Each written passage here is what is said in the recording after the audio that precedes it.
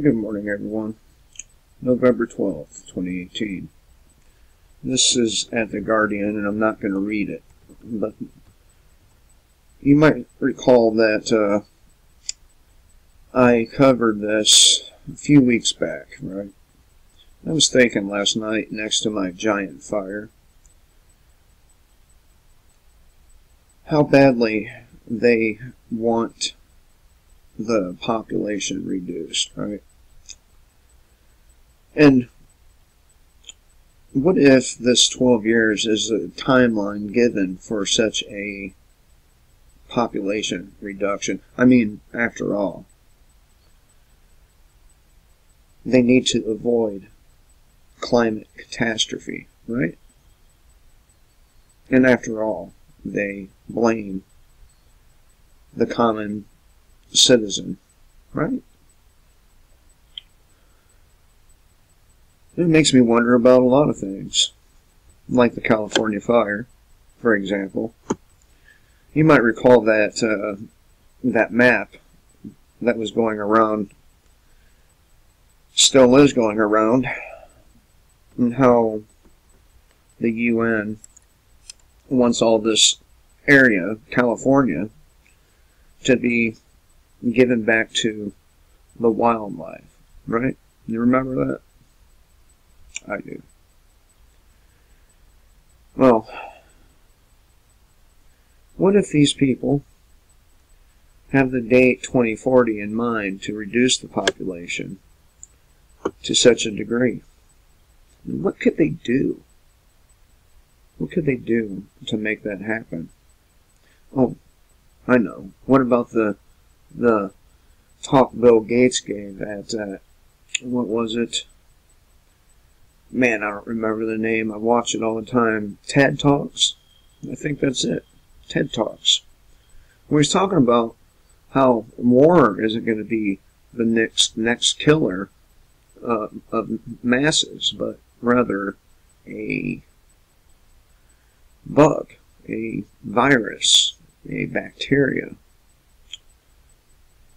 It got me thinking about his vaccines. Could that be how they plan on reducing the population to such a degree within 12 years? I think it's very, very possible. Very, perhaps even probable. Then you have UN member states. Migration is a human right. And they say it cannot be stressed enough that this agreement is not about refugees fleeing persecution. Instead, the agreement propagates the radical idea that migration, for any reason, is something that needs to be promoted, enabled, and protected. So, these people think third world individuals have a right to come to first world countries. Not that our countries aren't slipping into third world status. As these people come, it will further that deterioration, right? I mean, why not? Why not make the entire planet third world? And then you have all the third world problems, like rampant disease, rampant violence, rampant rape. Wait a minute, what am I talking about? These things are already rampant, aren't they? Well, in a third world nation, they're even worse. And then on top of that, you have a rampant pedophilia that's already going on. Just think of how bad it will be if these people get their way. And if you don't like it, if you are an activist and the federal government or the state government gets anything on you, they can send you to a, what's that called? What kind of prison is that? A prison within a prison, self-contained. What is that? Oh, I know. Communications Management Unit. You get sent to one of those places where you have no human contact, maybe 4 hours a month, 45 minutes phone privilege, and you can't talk about anything like your activism while you're there, right? And if you're an activist that gets sent to prison, any mention on the phone of your activism gets you sent to, guess where? The communications management unit, where you're stuck there for months, sometimes years at a time. And then when you finally get out of that prison, you're not allowed to talk about your experience in that prison. Otherwise, they come and arrest you again. Of course, they can't just hold you for talking about these prisons, but they can certainly make your fucking life a living hell. And this is going on. It's going on. Animal rights activists, not that I pick up their cause, but they should have a right to be activists for a cause, don't you think? It makes me wonder about myself. What's going to happen to me if these people catch wind that I'm a freedom type activist? I wonder. And by the way, you don't want to say a whole lot. You don't even want to own Alexa, because they're going to ask Alexa, who's the killer? The judge ruled that it's okay to examine Amazon Echo in a murder case.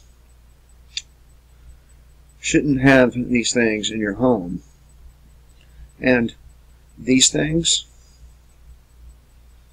we're so fond of. I know I am. I like my phone.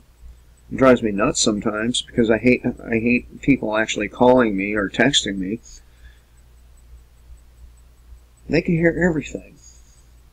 So if you're talking about certain things, you perhaps want to put this device away.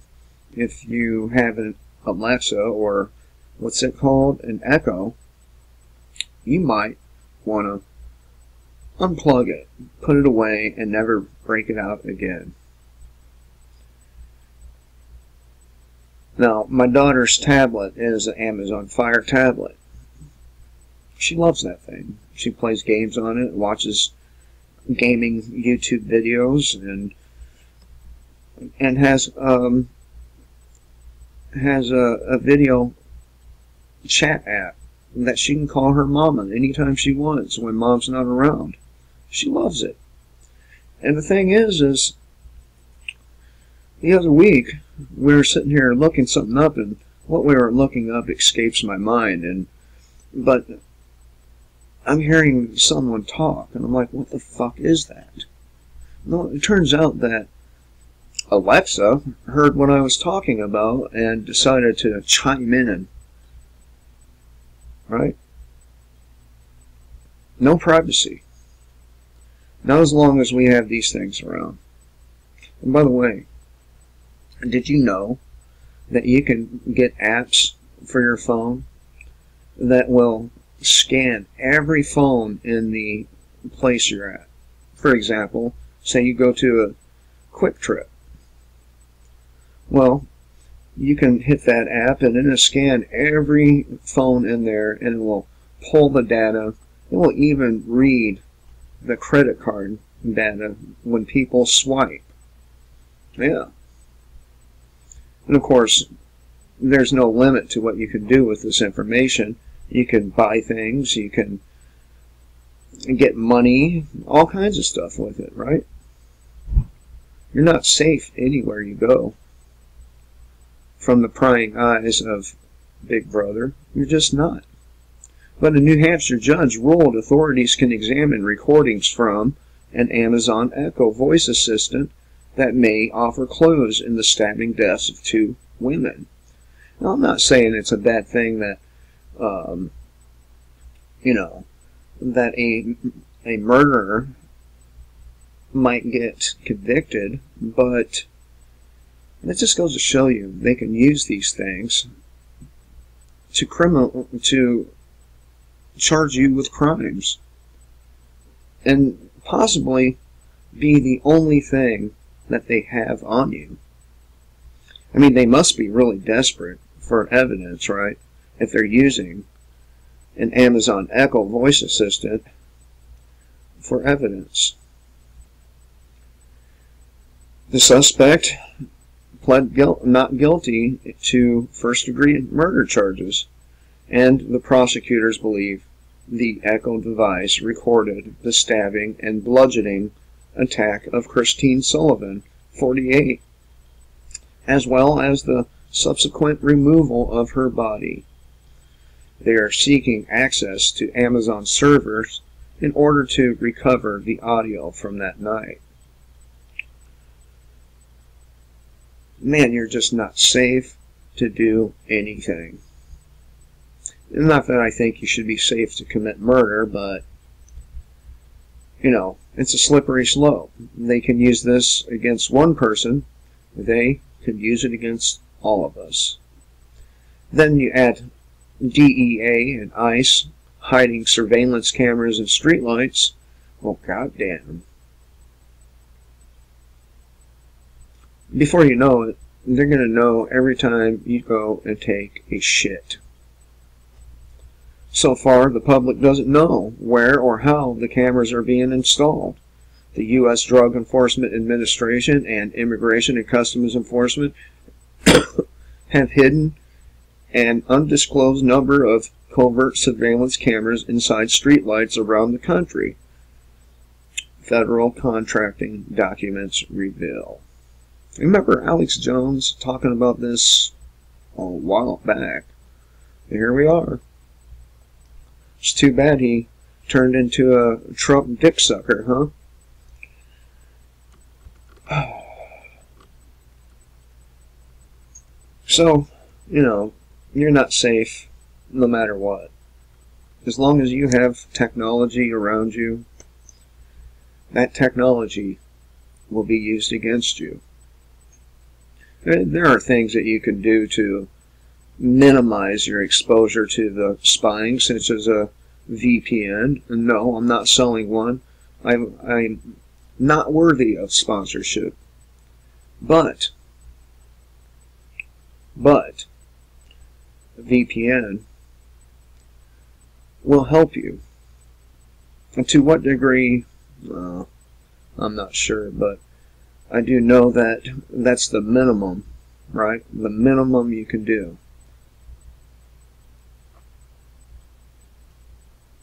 You know what I think? You really want to know? I think we need to destroy the infrastructure of these things. I think we need to unplug all the people of the United States from their technology. I think once that happened, people would shake their asses out of their sleep and see things for what they are. I hope you have a good day, people. Till next time, kill the state before the state kills you.